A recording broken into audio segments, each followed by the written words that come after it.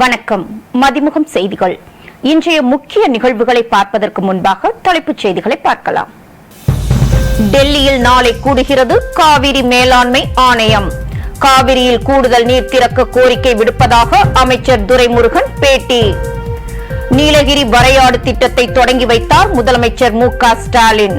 ஆண்டுதோறும் அக்டோபர் 7ஆம் தேதி வரையாடு நாள் அனுசரிக்க நடவடிக்கை. ஜாதிவாரி மக்கள் தொகை கணக்கெடுப்பை நடத்த வேண்டும். காங்கிரஸ் அளித்த உரிமைகளை பாஜக பறித்துவிட்டதாக பிரியங்கா காந்தி குற்றச்சாட்டு. 2 நாள் பயணமாக உத்தரகாண்ட் சென்ற பிரதமர் மோடிக்கு உற்சாக வரவேற்பு. பிதோராகரில் உள்ள பார்வதி குந்தில் வழிபாடு செய்து வணங்கினார் பிரதமர் மோடி. ஆசிரியர்கள் சங்கங்களுடன் பேச்சுவார்த்தை நடத்த தயார். அதிமுக ஆட்சியில் வழங்கப்பட்ட போட்டித் தேர்வு பயிற்சி பயனில்லை என அமைச்சர் அன்பில் மகேஷ் குற்றச்சாட்டு. விரிவான செய்திகள். காவிரி மேலாண்மை ஆணையத்தின் அவசர கூட்டம் டெல்லியில் நாளை நடைபெறவுள்ள நிலையில் தமிழகத்திற்கு தண்ணீர் திறக்க முடியாது என கர்நாடக அரசு தெரிவித்திருப்பது பெரும் பரபரப்பை ஏற்படுத்தியுள்ளது. காவிரி ஆற்றில் இருந்து தமிழகத்திற்கு தண்ணீர் திறக்க கர்நாடக அரசு தொடர்ந்து எதிர்ப்பு தெரிவித்து வருகிறது. இதனை அடுத்து காவிரி மேலாண்மை ஆணையத்தை தமிழக அரசு நாடிய நிலையில் தமிழகத்திற்கு காவிரியில் இருந்து அக்டோபர் 15 வரை வினாடிக்கு 3000 கன அடி நீர் திறக்க கர்நாடக அரசுக்கு காவிரி மேலாண்மை ஆணையம் உத்தரவிட்டது.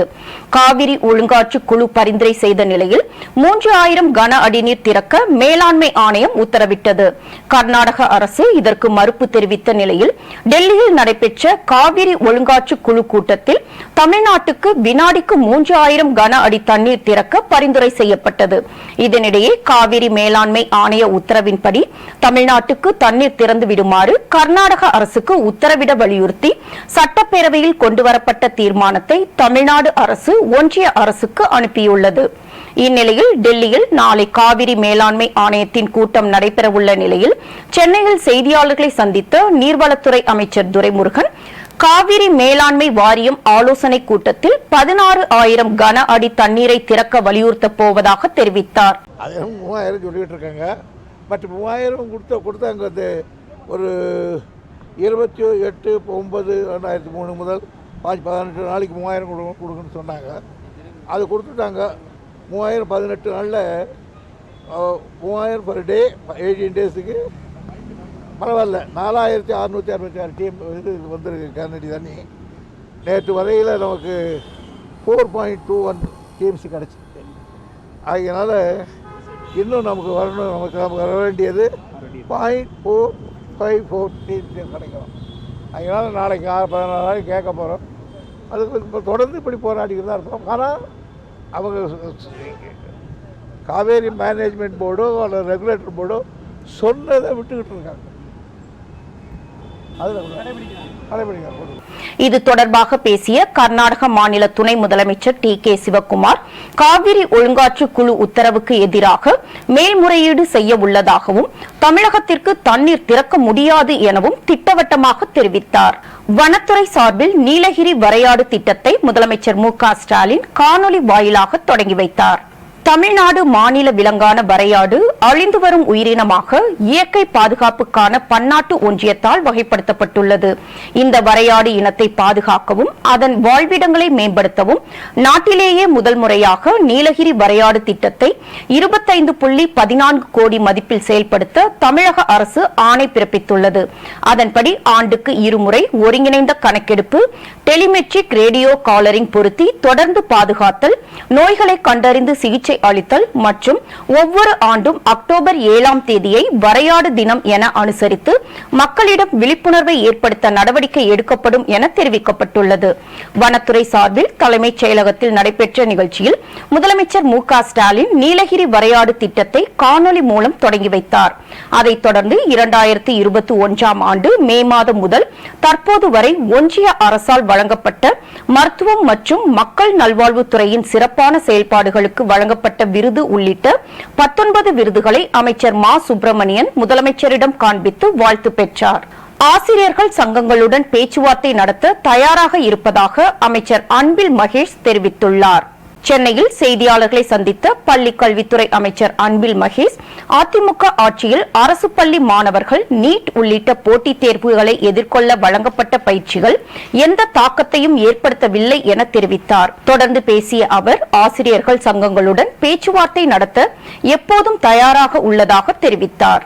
சிஏஜி ரிப்போர்ட்டே கொடுத்துருக்காங்க. 4.27 கோடி ரூபாய் நீட்டுக்கும் ஜேஇக்கும் நீங்கள் செலவு பண்ணது தேவையில்லாத செலவாக இருக்குன்னு, ஏன்னா அதனால் எந்த இம்பேக்டும் இல்லை அப்படிங்கிறது சிஏஜி ரிப்போர்ட் கொடுத்துருக்கார்கள். அது மட்டுமல்ல, 385 பயிற்சி மையங்கள் வைத்திருக்கிறீர்கள். 2018, 2019 அதற்கென்று தனியாக பல கோடி ரூபாய் செலவு செய்து டிஷ் ஆண்டனாலாம் நீங்கள் போட்டீங்க. ஆனால் அந்த டிஷ் ஆண்டனா ஒட்டுமொத்தமாக 2018-19 இந்த ஒரு வருட காலத்தில் வெறும் 103 நாட்கள் மட்டுமே பயன்படுத்தப்பட்டிருக்கின்றது. இது மட்டுமல்ல, மாணவ செல்வங்களுக்கு வழிகாட்டுகின்ற அந்த புத்தகம் கிட்டத்தட்ட பார்த்திங்கன்னா ஒரு 3.25 கோடி ரூபாய்க்கு அவங்க வாங்கியிருக்கிறதாக சொல்லியிருக்கிறார்கள். ஆனால் வாங்கின புத்தகத்தை யாருக்குமே வழங்கப்படாமல் இருந்தது மட்டுமல்லாமல் அடுத்த ஆண்டே பார்த்திங்கன்னா திருப்பி மறு கொள்முதல் 2,15,00,000 ரூபாய்க்கு வாங்கியிருக்காங்க. இப்படி எந்த ஒரு திட்டமிடலும் இல்லாமல் இது இப்படி ஒரு வீண் செலவை செய்திருக்கிறார்கள் என்பதை நாங்கள் சொல்லவில்லை, சிஏஜி ரிப்போர்ட் சொல்லியிருக்கின்றது. ஜாதிவாரி மக்கள் தொகை கணக்கெடுப்பை நடத்த காங்கிரஸ் பொதுச் செயலாளர் பிரியங்கா காந்தி வலியுறுத்தியுள்ளார். மத்திய பிரதேசத்தில் நவம்பர் 17ஆம் தேதி சட்டப்பேரவை தேர்தல் நடைபெற உள்ளதை முன்னிட்டு மாண்ட்லா மாவட்டத்தில் நடைபெற்ற பொதுக்கூட்டத்தில் பேசிய பிரியங்கா காந்தி, பாஜக ஆட்சியில் 1.5 லட்சம் பெண்கள் மற்றும் இளம் பெண்கள் காணாமல் போயுள்ளதாக தெரிவித்தார். பாஜக ஆட்சி செய்து வரும் மாநிலத்தில் மதிய உணவு, கல்வி உதவித்தொகை உள்ளிட்ட 250 ஊழல்கள் நடந்துள்ளதாக குற்றம் சாட்டியுள்ள அவர், பழங்குடியினர் மீது நடத்தப்படும் வன்கொடுமைகளை பொறுத்தவரை நாட்டிலேயே முன்னணி மாநிலமாக மத்திய பிரதேசம் உள்ளதாக கூறினார். உத்தரகாண்டில் ஆதி கைலாஷ் தரிசனத்தை முடித்துக் கொண்டு பார்வதி குண்ட் கரையில் பிரதமர் மோடி வழிபாடு செய்தார். உத்தரகாண்ட் மாநிலத்திற்கு சென்றுள்ள பிரதமர் மோடி பிதோரகர் பகுதியில் 4,200 கோடி ரூபாய் மதிப்பிலான பல்வேறு வளர்ச்சி திட்டப் பணிகளை தொடங்கி வைக்கிறார். திட்டப் பணிகளை தொடங்கி வைப்பதற்கு முன்னதாக ஜோலிங்காங்கில் உள்ள பார்வதி குண்ட் கரையில் அமைந்துள்ள சிவன் பார்வதி கோயிலில் பழங்குடியினரின் பாரம்பரிய உடையை அணிந்து தலைப்பாகையுடன் உடுக்கை இசைத்து சங்கு ஊதியும் ஆரத்தி பூஜையில் பங்கேற்றார். கோயில் அர்ச்சகர்களான வீரேந்தி குடியால் மற்றும் கோபால் சிங் ஆகியோர் பாரம்பரிய முறைப்படி பிரதமர் மோடிக்கு உற்சாக வரவேற்பு அளித்தனர். மேலும் ஜோலிங்காங்கில் உள்ள ஆதி கைலாஷ் சிகரத்தின் முன் கைகளை கட்டிக்கொண்டும் சிறிது நேரம் தியானத்திலும் பிரதமர் மோடி ஈடுபட்டார். மாநில கல்விக் கொள்கை விரைவில் முதலமைச்சரிடம் வழங்கப்படும் என அமைச்சர் பொன்முடி தெரிவித்துள்ளார். நாமக்கல் கவிஞர் மாளிகையில் கலைஞர் நூற்றாண்டு விழா, சமூக நீதி காவலர் கலைஞர் குழு ஆலோசனை கூட்டம் உயர்கல்வித்துறை அமைச்சர் பொன்முடி தலைமையில் நடைபெற்றது. கூட்டத்தில் அமைச்சர்கள் PTR பழனிவேல் தியாகராஜன், மதிவேந்தன் உள்ளிட்ட பலர் பங்கேற்றனர். கூட்டத்திற்கு பின் செய்தியாளர்களை சந்தித்த அமைச்சர் பொன்முடி, கலைஞர் நூற்றாண்டு முன்னிட்டு அரசு மற்றும் தனியார் கல்லூரிகளுக்கிடையே பேச்சுப் போட்டிகள் நடத்த முடிவு செய்யப்பட்டுள்ளதாக தெரிவித்தார். கலைஞருடைய இந்த நூற்றாண்டு விழாவை பொறுத்து சமூக நீதி காவலர் கலைஞர் குழு எந்தெந்த தலைப்புகளிலே எந்தெந்த கல்லூரிகளிலே எப்படி நடத்த வேண்டும் என்பதை பற்றி முடிவு செய்திருக்கிறது. குறிப்பாக இன்று தமிழகத்திலே இருக்கிற கல்லூரிகள் மொத்தம் அரசு கலைக்கல்லூரிகளும் சுயநிதி கல்லூரிகளும் சேர்ந்து 333 கல்லூரிகள் இயங்கிக் கொண்டிருக்கின்றன, அரசு மற்றும் கலைக்கல்லூரிகள். இந்த 333 கல்லூரிகளில் 100 கல்லூரிகளில் சட்டப்பேரவை அதன் மூலமாக நடைபெறும் போட்டிகளில் 100 கல்லூரிகளில் நடைபெறுகிறது. மீதமுள்ள 233 கல்லூரிகளில் இதற்கான போட்டிகளை சுயநிதி கல்லூரிகளிலேயும் தனியார் கல்லூரிகளிலேயும் நடத்துவது என்று முடிவு செய்யப்பட்டு அந்த கல்லூரிகளிலே பேச்சுப் போட்டிகள் கல்லூரி அளவிலே முதலில் நடைபெறவிருக்கிறது. கடலூர் மாவட்டத்தில் சாலை விபத்தில் உயிரிழந்த கல்லூரி மாணவரின் குடும்பத்தினருக்கு 2 லட்சம் நிதியுதவி வழங்க முதலமைச்சர் மு.க. ஸ்டாலின் உத்தரவிட்டுள்ளார். கடலூர் வட்டம் தேவனாம்பட்டினம் அருகே உள்ள கலைக்கல்லூரி மாணவ மாணவியர் கல்லூரி முடிந்து ஷேர் ஆட்டோவில் கடலூருக்கு சென்றபோது எதிர்பாராத விதமாக ஆட்டோ கவிழ்ந்து விபத்துக்குள்ளானது. இந்த விபத்தில் காயமடைந்த மணப்பாக்கம் கிராமத்தைச் சேர்ந்த தமிழ்ச்செல்வன் என்ற மாணவர் சிகிச்சை பலனின்றி உயிரிழந்தார். இது தொடர்பாக முதல்வர் ஸ்டாலின் வெளியிட்டுள்ள அறிக்கையில், உயிரிழந்த கல்லூரி மாணவர் தமிழ்ச்செல்வன் குடும்பத்துக்கு ஆறுதல் தெரிவித்துள்ள அவர் 2 லட்சம் ரூபாய் முதலமைச்சரின் பொது நிவாரண நிதியில் இருந்து வழங்கிட உத்தரவிட்டுள்ளார். கலைஞர் மகளிர் உரிமை திட்டத்தில் தகுதியுள்ள ஒரு பயனாளி கூட விடுபடக்கூடாது என அமைச்சர் உதயநிதி உத்தரவிட்டுள்ளார். இது தொடர்பாக அமைச்சர் உதயநிதி ஸ்டாலின் வெளியிட்டுள்ள எக்ஸ் பதிவில், கலைஞர் மகளிர் உரிமை திட்டத்தில் தகுதியுள்ள ஒரு பயனாளி கூட விடுபட்டு விடக்கூடாது என்பதில் அரசு முனைப்புடன் செயல்பட்டு வருவதாக தெரிவித்தார். 1.06 கோடி மகளிர் இத்திட்டத்தில் பயனடையும் நிலையில் மகளிர் உரிமை தொகை திட்டத்தில் மேல்முறையீட்டுக்காக பெறப்பட்ட விண்ணப்பங்களை விரைந்து ஆய்வு செய்து அதன் மீது உடனடியாக நடவடிக்கை எடுக்க வேண்டும் என அமைச்சர் உதயநிதி ஸ்டாலின் அதிகாரிகளை கேட்டுக் கொண்டுள்ளார். பீகார் ரயில் விபத்துக்கு ரயில்வே அமைச்சகமும் ஒன்றிய அரசும் பொறுப்பு ஏற்க வேண்டும் என காங்கிரஸ் தலைவர் மல்லிகார்ஜுன கார்கே வலியுறுத்தியுள்ளார். பீகார் மாநிலம் பக்சர் மாவட்டத்தில் உள்ள ரகுநாத்பூர் ரயில் நிலையம் அருகே வடகிழக்கு அதிவிரைவு ரயில் பெட்டிகள் தடம் புரண்டன. இதில் 4 பேர் சம்பவ இடத்திலேயே உயிரிழந்த நிலையில் 100க்கும் மேற்பட்டோர் காயம் அடைந்தனர். பீகார் ரயில் விபத்தில் பலியானோர் குடும்பத்தினருக்கு பிரதமர் மோடி இரங்கல் தெரிவித்துள்ளார். பீகார் ரயில் விபத்தில் உயிரிழந்த குடும்பங்களுக்கு ஆறுதல் தெரிவித்துள்ள பீகார் முதலமைச்சர் நிதிஷ்குமார், உயிரிழந்த குடும்பங்களுக்கு தலா 4 லட்சம் நிவாரணம் வழங்க உத்தரவிட்டுள்ளார். அதேபோல் பீகார் ரயில் விபத்தில் பலியானோர் குடும்பத்துக்கு 10 லட்சம் நிதி வழங்கப்படும் என இந்தியன் ரயில்வே தெரிவித்துள்ளது. இந்நிலையில் பக்சர் ரயில் விபத்துக்கு வருத்தம் தெரிவித்துள்ள மல்லிகார்ஜுன கார்கே, ரயில் விபத்துக்கு ரயில்வே அமைச்சகமும் மற்றும் ஒன்றிய அரசும் பொறுப்பு ஏற்க வேண்டும் என குறிப்பிட்டுள்ளார். சென்னை செம்மஞ்சேரியில் உலகளாவிய அதிநவீன விளையாட்டு நகரம் அமைக்க தமிழ்நாடு அரசு திட்டமிட்டுள்ளது.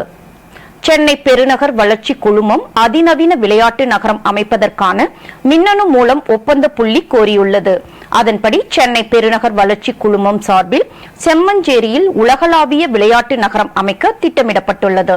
திருச்சி, செங்கிப்பட்டி மற்றும் சென்னை ஆகிய இடங்கள் ஆலோசனையில் இருந்த நிலையில் இறுதியாக சென்னையில் OMRல் உள்ள செம்மஞ்சேரியில் அமைக்க தமிழக அரசு முடிவு செய்துள்ளது. அதிநவீன விளையாட்டு நகரம் அமைக்கப்பட்டால் விளையாட்டுகளின் வளர்ச்சிக்கு ஊக்கம் அளிப்பதுடன் முன்னணி விளையாட்டு போட்டிகளின் முனையமாக அமையும் என எதிர்பார்க்கப்படுகிறது. தமிழக பாஜக போராட்டம் நடத்த வேண்டியது கர்நாடக பாஜகவை எதிர்த்து தானே தவிர தமிழக அரசை எதிர்த்து அல்ல என கிருஷ்ணகிரி நாடாளுமன்ற உறுப்பினர் செல்லக்குமார் தெரிவித்துள்ளார். தமிழ்நாடு காங்கிரஸ் கமிட்டி ஆராய்ச்சித்துறை சார்பில் 2024ஆம் ஆண்டு பாராளுமன்ற தேர்தல் பணிகள் குறித்த ஆலோசனைக் கூட்டம் மற்றும் இந்திய ஜனநாயகத்தின் குரல் ராகுல் காந்தி என்ற புத்தக வெளியீட்டு நிகழ்ச்சி சென்னை சத்தியமூர்த்தி பவனில் நடைபெற்றது. நிகழ்ச்சிக்கு பின் செய்தியாளர்களை சந்தித்த அகில இந்திய காங்கிரஸ் கமிட்டி ஆராய்ச்சித்துறை தலைவர் ராஜீவ் கவுடா, நடைபெற உள்ள தேர்தல்களில் பாஜகவால் எந்தவித நாடகத்தையும் நடத்த முடியாது என கூறினார். தமிழ்நாடு காங்கிரஸை பொறுத்தவரை சொல்ல வேண்டும் என்று சொன்னால் 1988லேயே அன்றைக்கு மத்தியில் தலைவர் ராஜீவ்காந்தி அவர்கள் பிரதமராக இருக்கிற போது தமிழகத்தில் டாக்டர் அலெக்சாண்டர் அவர்கள் கவர்னராக ஆளுநராக இருந்தபோது, ஆளுநர் ஆட்சி நடந்து கொண்டிருந்த போது அன்றைக்கு காங்கிரஸ் கட்சி கொடுத்த அழுத்தத்தின் காரணமாக 1988லேயே பிற்பட்ட சமுதாயத்து மக்களுக்கான கணக்கெடுப்பு அந்த சென்சஸிற்காக அன்றைக்கு ஒரு ஓய்வு பெற்ற நீதிபதி தலைமையில் கமிஷன் அமைக்கப்பட்டது. எனவே காங்கிரஸ் கட்சியை பொறுத்தவரை என்றைக்குமே எப்பொழுதுமே ஒடுக்கப்பட்ட பிற்படுத்தப்பட்ட சமுதாயத்து மக்களை வாழ்க்கையில் சமநிலைக்கு கொண்டு வர வேண்டும் என்பதற்காக எப்பொழுதுமே திட்டங்கள் செயல்படுத்தியிருக்கு. திருப்பதி பிரம்மோற்சவ திருவிழாவை முன்னிட்டு தமிழகத்திலிருந்து திருப்பதிக்கு சிறப்பு பேருந்துகள் இயக்கப்பட உள்ளது. திருப்பதி திருமலையில் 2வது முறையாக நடைபெறவுள்ள பிரம்மோற்சவம் திருவிழாவினை முன்னிட்டு பக்தர்கள் வசதிக்காக சென்னை, திருச்சி, தஞ்சாவூர், சேலம், கோயம்புத்தூர், மதுரை, காரைக்குடி, கும்பகோணம் மற்றும் புதுச்சேரி ஆகிய இடங்களிலிருந்து திருப்பதிக்கு வரும் 28ஆம் தேதி வரை சிறப்பு பேருந்துகள் இயக்க உள்ளதாக தமிழக அரசு போக்குவரத்து கழகம் தெரிவித்துள்ளது. புதுக்கோட்டை மாவட்டம் வேங்கை வயல் பகுதியில் குடிநீர் தொட்டியில் மலம் கலக்கப்பட்ட விவகாரத்தில் ஒரு சிறுவன் உட்பட 5 பேருக்கு DNA பரிசோதனைக்காக ரத்த மாதிரி சேகரிக்கப்பட்டது. புதுக்கோட்டை மாவட்டம் வேங்கைவயல் கிராமத்தில் பட்டியல் இன மக்கள் வசிக்கும் பகுதியில் உள்ள மேல்நிலை நீர்த்தேக்க தொட்டியில் கடந்த ஆண்டு டிசம்பர் 26ஆம் தேதி குடிநீரில் மலம் கலக்கப்பட்டது. இது தொடர்பாக சிபிசிஐடி போலீசார் 10 மாதங்களை கடந்து விசாரணை நடத்தி வருகின்றனர். இந்த விவகாரத்தில் அறிவியல் பூர்வமான ஆய்வை மேற்கொண்டு வரும் சிபிசிஐடி போலீசார் இதுவரை 25 பேருக்கு DNA பரிசோதனையும் 2 குரல் மாதிரி பரிசோதனையும் மேற்கொண்டுள்ளனர். இந்த நிலையில் புதுக்கோட்டை வன்கொடுமை தடுப்பு நீதிமன்றத்தில் ஒரு சிறுவன் உட்பட 6 பேருக்கு DNA பரிசோதனைக்காக ரத்த மாதிரி சேகரிக்க அனுமதி கோரி சிபிசிஐடி போலீசார் மனு தாக்கல் செய்திருந்தனர். இந்த மனுவை விசாரித்த நீதிபதி அவர்களிடம் வாக்குமூலம் பெற்றதன் அடிப்படையில் இறையூர் பகுதியை சேர்ந்த 4 பேர், வேங்கைவயல் பகுதியை சேர்ந்த 2 என 6 பேருக்கு புதுக்கோட்டை மருத்துவக் கல்லூரி மருத்துவமனையில் ரத்த மாதிரி சேகரிக்க நீதிபதி ஜெயந்தி சிபிசிஐடி போலீசாருக்கு அனுமதி வழங்கினார். இந்த நிலையில் ஒரு சிறுவன் 5 பேர் மட்டுமே வருகை தந்தனர். இவர்கள் 5 பேருக்கும் ரத்த மாதிரி சேகரிக்கப்பட்டது. பல்வேறு மாவட்டங்களில் நடைபெற்ற தகவல்களை களத்தில் மதிமுகம் பகுதியில் பார்க்கலாம்.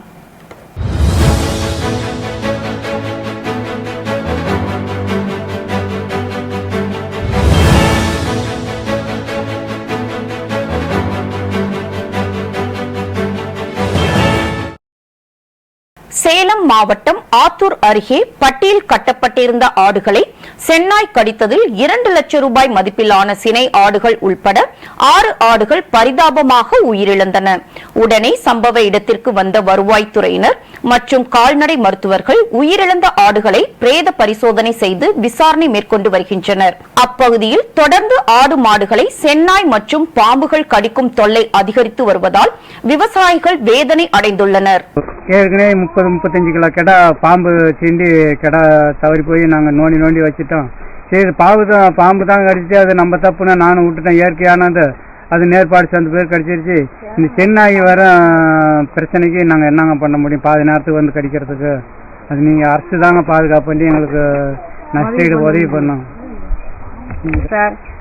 இது சென்னாய் நம்ம தொந்தரவு பண்ணுதுங்க சார். ஆடு மாடு எல்லாம் பக்கத்தில் வளர்க்க முடியல. இப்போ 1 மாச அளவில் எல்லாம் நைட்டில் வந்து எல்லாம் ஆடு மாடுலாம் கடிக்குதுங்க சார்.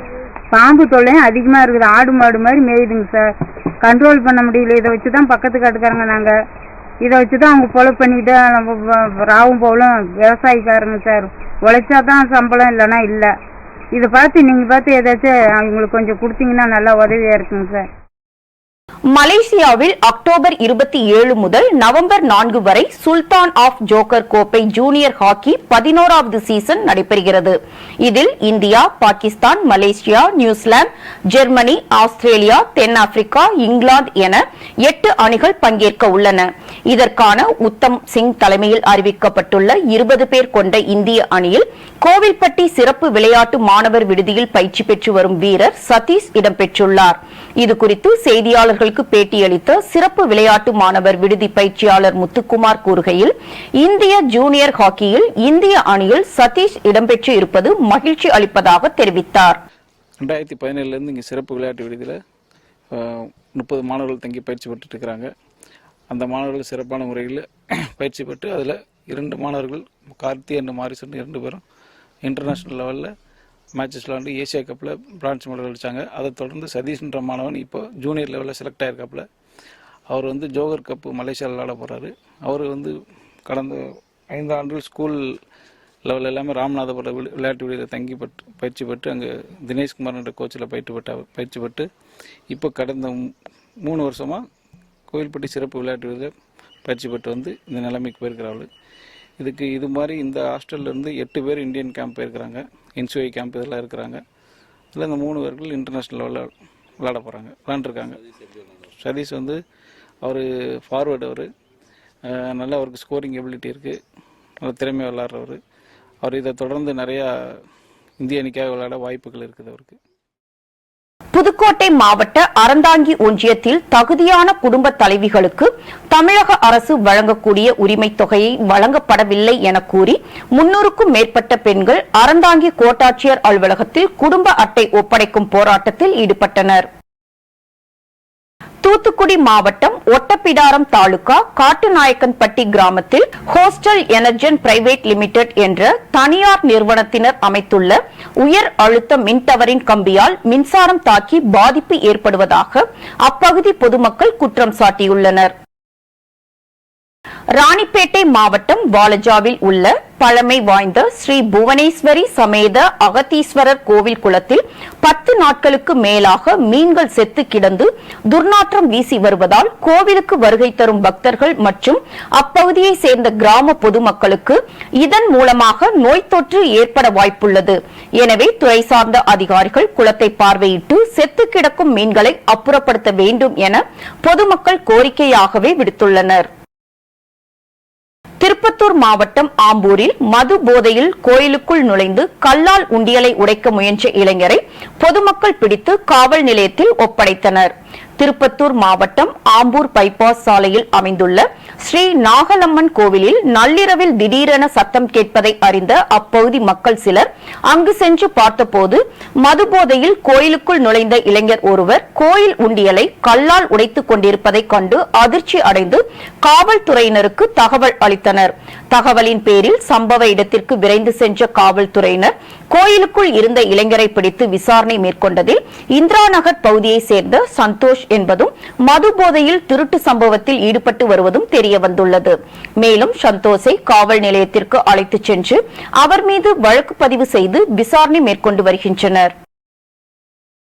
கோவை மாவட்டம் பேரூர் அடுத்த வேடப்பட்டி பகுதியில் தொடர்ந்து மழை பெய்ய வேண்டியும் பொதுமக்கள் நலமாக இருக்க வேண்டியும் ஊர் பொதுமக்கள் சார்பில் தவளைகளுக்கு திருமணம் செய்து வைக்கும் நிகழ்ச்சி நடைபெற்றது. இதன்படி ஆண் தவளைக்கு மாப்பிள்ளை போல் வேடம் அணிந்து குறும்பாளையம் வீதி வழியாக மாப்பிள்ளை ஊர்வலம் மேல தாளம் முழங்க நடைபெற்றது.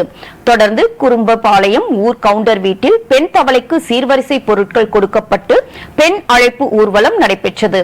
இதைத் தொடர்ந்து குறும்பபாளையத்தில் உள்ள விநாயகர் கோவிலில் ஊர் பொதுமக்கள் தவளைகளுக்கு திருமணம் செய்து வைத்தனர். இந்த வினோத நிகழ்வில் ஏராளமான மக்கள் கலந்து கொண்டு கண்டு ரசித்தனர்.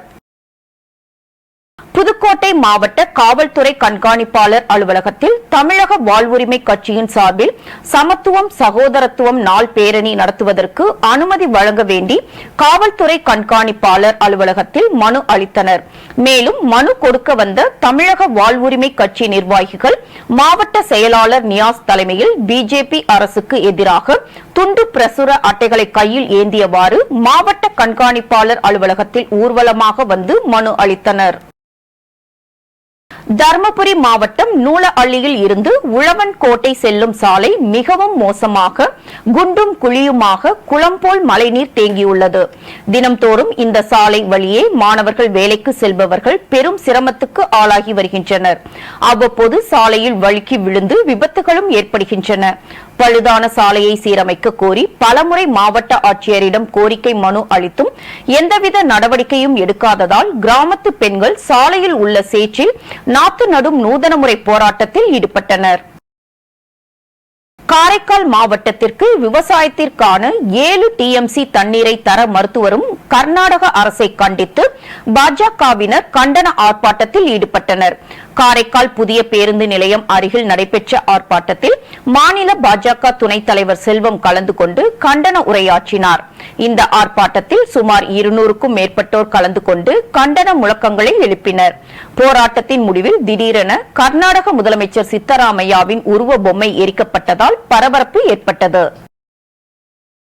அர்பேசர் சுமித் நிறுவனத்தில் நடைபெற்ற ரேபிள் குழுக்களில் பம்பர் பரிசை பெற்ற ஸ்டோர் இன்சார்ஜ் மேரி தனது குடும்பத்துடன் கோவா பயணம் மேற்கொண்டார். நெடுஞ்சாலைகளில் உள்ள உணவகங்களில் அரசு பேருந்துகளை நிறுத்துவதற்கான டெண்டரில் ஊழல் நடைபெற்றுள்ளதாக சென்னை ஆலந்தூரில் உள்ள லஞ்ச ஒழிப்புத்துறை அலுவலகத்தில் சவுக்கு சங்கர் புகார் அளித்துள்ளார். அமைச்சர் திரு சிவசங்கர், அமைச்சரின் PA திரு லூயி கதிரவன் அண்ட் அந்த வேடசந்தூரில் ஹோட்டல் வைத்திருக்கக்கூடிய சங்கர் என்ற ஹோட்டல் உரிமையாளர் மற்றும் அவரது உதவியாளர் திரு தங்கவேர் ஆகிய 4 பேர் மீது லஞ்ச ஒழிப்பு சட்டம் மற்றும் இதர இந்திய தண்டனை சட்டங்களின் அடிப்படையில் நீங்கள் வழக்கு பதிவு செய்ய வேண்டும் என்று புகார் அளிப்பதற்காக நான் இன்று இயக்குனர் திரு அபய்குமார் சிங் அவர்களை பார்க்க வேண்டும் என்று நான் தலைமையக DSP-யிடம் நேற்று அனுமதி கேட்டிருந்தேன். அவரு டைரக்டர் உங்களை பார்க்க மாட்டாரு, டிஎஸ்பி ஹெட் குவார்டர்ஸ் தான் வாங்குவார் அப்படின்னு சொல்லியிருக்காங்க. இதற்கு முன்பு நான் இதே போல செந்தில் பாலாஜி மீது புகார் அளித்திருக்கிறேன். வாரிசு மற்றும் துணிவு திரைப்படத்திற்கு சட்டவிரோதமாக அதிகாலை காட்சிகளுக்கு அனுமதி கொடுத்ததற்காக முதல்வர் திரு ஸ்டாலின் மற்றும் விளையாட்டுத்துறை அமைச்சர் திரு உதயநிதி ஸ்டாலின் ஆகியோர் மீதும் நான் புகார் கொடுத்திருக்கிறேன். லஞ்ச ஒழிப்புத்துறை ஆளுங்கட்சியின் கைப்பாவையாக கூலிப்படையாக செயல்பட்டு கொண்டிருக்கிறது என்பதை நான் சொல்லவில்லை. சென்னை உயர்நீதிமன்றம் பல்வேறு வழக்குகளில் இதை குறிப்பிட்டிருக்கிறது. அதனால் நான் அளித்துள்ள இந்த புகாரின் மீது இவர்கள் வழக்கு பதிவு செய்யாவிட்டால் நீதிமன்றத்தில் இதற்கான உத்தரவை பெறுவதற்காக நான் நீதிமன்றத்தில் வழக்கு தாக்கல் செய்வேன் என்பதையும் தெரிவித்துக் கொள்கிறேன். லைக்கா நிறுவனத்திற்கு செலுத்த வேண்டிய பணத்தை ஏன் இன்னும் செலுத்தவில்லை என நடிகர் விஷாலுக்கு சென்னை உயர்நீதிமன்றம் கேள்வி எழுப்பியுள்ளது. விஷால் பிலிம் ஃபேக்டரி நிறுவனம் பெற்ற 21 கோடியே 29 லட்சம் ரூபாய் கடனை லைக்கா நிறுவனம் ஏற்றுக்கொண்டது. அந்த தொகையை திருப்பி செலுத்தும் வரை விஷால் பட நிறுவனத்தின் அனைத்து படத்தின் உரிமைகளும் லைக்கா நிறுவனத்துக்கு வழங்க வேண்டும் என்ற ஒப்பந்தத்தை மீறி நடிகர் விஷால் நிறுவனம் செயல்பட்டதாக அதன் மீது வழக்கு தொடரப்பட்டது. வழக்கை விசாரித்த நீதிபதி ஏன் இன்னும் பணத்தை செலுத்தவில்லை என கேள்வி எழுப்பினார். இதற்கு பணத்தை செலுத்த தயாராக இருப்பதாகவும் லைக்கா தரப்பில் பேச்சுவார்த்தைக்கு முன்வரவில்லை என்றும் விஷால் தரப்பில் தெரிவிக்கப்பட்டது. இதைத் தொடர்ந்து இந்த வழக்கின் விசாரணை நவம்பர் 1ஆம் தேதிக்கு தள்ளி வைக்கப்பட்டது. தமிழ்நாட்டில் ராயல் ஓக் பர்னிச்சர் கிளை விரிவாக்கத்தை அதிகரிக்கும் நோக்கில் பாண்டிச்சேரியில் 161வது புதிய கிளையை தொடங்கியுள்ளது. தொடக்க விழா நிகழ்வில் ராயல் ஓக் நிறுவன உறுப்பினர்கள் பிரசாந்த் எஸ் கோடியான், லியோ ஜோசப் மற்றும் ஜெரார்ட் நிஷாந்த் சென்னை பிரிவின் தலைவர்களும் பங்கேற்றனர். தொடக்க விழாவில் ராயல் ஓக் நிறுவன தலைவர் திரு விஜய் சுப்பிரமணியம் பாண்டிச்சேரியில் 2வது கிளை தொடங்கப்படுவதன் மூலம் வாடிக்கையாளர்களுக்கு தரமான பர்னிச்சர்களை அளிக்க வேண்டும் என்பதில் ராயல் ஓக் நிறுவனத்தின் பொறுப்புணர்வு மேலும் அதிகரித்துள்ளதாக கூறினார். எங்களோட கம்பெனி வந்து இந்தியாவில் நம்பர் 1 சக்ஸஸாக ரன் ஆகிட்டு இருக்குன்னு கேட்டிங்கன்னா எங்களோட ப்ரைஸஸ் வந்து lowest price in India. Sofa எடுத்தீங்கனாலும் டைனிங் எடுத்தாலும் பெட் எடுத்தாலும் எங்கள் ப்ரைஸ் ஸ்டார்டிங் ப்ரைஸே வந்து 35,000 சோஃபா அண்டு 10,000க்கு பெட் இருக்குது அண்டு 12,000க்கு டைனிங் இருக்குது. எங்களோட கலெக்ஷன்ஸ் எல்லாமே வந்து இன்டர்நேஷ்னல் கலெக்ஷன்ஸ். உலகத்தில் எந்தெந்த கண்ட்ரியில் ஃபர்னிச்சர் வந்து மேனுஃபேக்சர் பண்ணுறாங்களோ அங்கெல்லாம் தேடி பிடிச்சி எல்லா கண்ட்ரிலேருந்து இம்போர்ட் பண்ணி இந்த கடையில் வந்து American collections, Italian collections and Malaysian collections எல்லா கலெக்ஷன்ஸ் யூனிக் கலெக்ஷன்ஸ் இங்கே டிஸ்பிளே பண்ணியிருக்கோம்.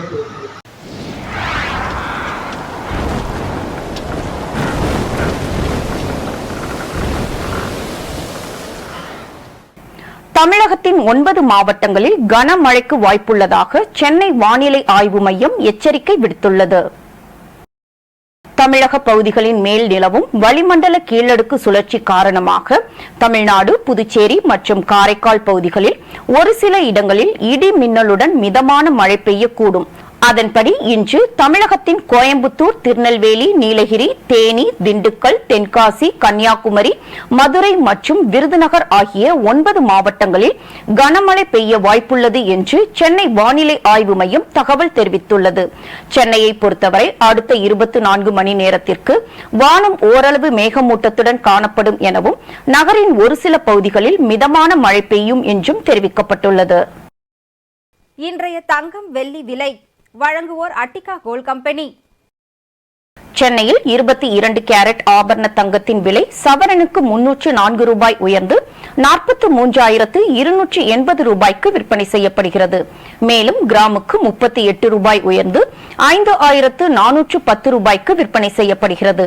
அதேபோல் 1 கிராம் வெள்ளியின் விலை 50 காசுகள் உயர்ந்து 75 ரூபாய் 50 காசுகளுக்கும், 1 கிலோ வெள்ளியின் விலை 75,500 ரூபாய்க்கும் விற்பனை செய்யப்படுகிறது. ஹமாஸ் தீவிரவாத இயக்கத்திற்கு எதிரான போரை தீவிரப்படுத்த இஸ்ரேல் பிரதமர் பெஞ்சமின் நெதன்யாகு அவசர கால அமைச்சரவையை உருவாக்கியுள்ளார். காசா முனையில் இருந்து செயல்படும் ஆயுதம் ஏந்திய ஹமாஸ் தீவிரவாதிகள் இஸ்ரேலுக்குள் ஊடுருவி நடத்திய கொடூர தாக்குதல்களில் 2,000த்திற்கும் மேற்பட்டோர் உயிரிழந்துள்ளனர். ஹமாஸ் தீவிரவாதிகளை முற்றிலும் ஒழிக்க இஸ்ரேல் எந்த நேரத்திலும் தரைவழி படையெடுப்பை தொடங்கலாம் என்ற நிலையில் எல்லையில் ஆயிரக்கணக்கான துடுப்புகள் தயார் நிலையில் நிறுத்தப்பட்டுள்ளன. இஸ்ரேலின் பதில் தாக்குதலால் காசா நகரம் இருளில் மூழ்கியது. காசாவில் உணவு, எரிபொருளை இஸ்ரேல் முழுமையாக நிறுத்தியது. பணைய கைதிகளை விடுவிக்காவிட்டால் காசாவுக்கு மின்சாரம் வழங்க மாட்டோம் என இஸ்ரேல் தெரிவித்துள்ளது. இஸ்ரேலை சேர்ந்த சுமார் 150 பேரை ஹமாஸ் அமைப்பினர் பணைய கைதியாக பிடித்து வைத்துள்ளனர். இந்த நிலையில் இஸ்ரேல் பிரதமர் பெஞ்சமின் நெதன்யாகு, முன்னாள் பாதுகாப்புத்துறை தலைவர், பாதுகாப்பு அமைச்சர் ஆகியோரை கொண்ட அவசர கால அமைச்சரவையை இஸ்ரேல் அமைத்துள்ளது. இதுகுறித்து பேசிய அவர், ஹமாஸ் என்ற இயக்கத்தை பூமியில் இருந்தே துடைப்போம், அந்த இயக்கம் முற்றிலும் களை எடுக்கப்படும் என்று இஸ்ரேல் பாதுகாப்பு அமைச்சர் தெரிவித்துள்ளார். மீண்டும் தலைப்புச் செய்திகள். டெல்லியில் நாளை கூடுகிறது காவிரி மேலாண்மை ஆணையம். காவிரியில் கூடுதல் நீர் திறக்க கோரிக்கை விடுப்பதாக அமைச்சர் துரைமுருகன் பேட்டி. நீலகிரி வரையாடு திட்டத்தை தொடங்கி வைத்தார் முதலமைச்சர் மு.க. ஸ்டாலின். ஆண்டுதோறும் அக்டோபர் 7ஆம் தேதி வரையாடு நாள் அனுசரிக்க நடவடிக்கை. ஜாதிவாரி மக்கள் தொகை கணக்கெடுப்பை நடத்த வேண்டும். காங்கிரஸ் அளித்த உரிமைகளை பாஜக பறித்துவிட்டதாக பிரியங்கா காந்தி குற்றச்சாட்டு. 2 நாள் பயணமாக உத்தரகாண்ட் சென்ற பிரதமர் மோடிக்கு உற்சாக வரவேற்பு. பிதோராகரில் உள்ள பார்வதி குந்தில் வழிபாடு செய்து வணங்கினார் பிரதமர் மோடி. ஆசிரியர்கள் சங்கங்களுடன் பேச்சுவார்த்தை நடத்த தயார். அதிமுக ஆட்சியில் வழங்கப்பட்ட போட்டித் தேர்வு பயிற்சி பயனில்லை என அமைச்சர் அன்பில் மகேஷ் குற்றச்சாட்டு. இத்துடன் செய்திகள் நிறைவடைந்தன. மீண்டும் செய்திகள் பிற்பகல் 1:30 மணிக்கு. மேலும் செய்திகளை தெரிந்து கொள்ள மதிமுகம் பிரைம் யூடியூப் தளத்தில் இணைந்திருங்கள்.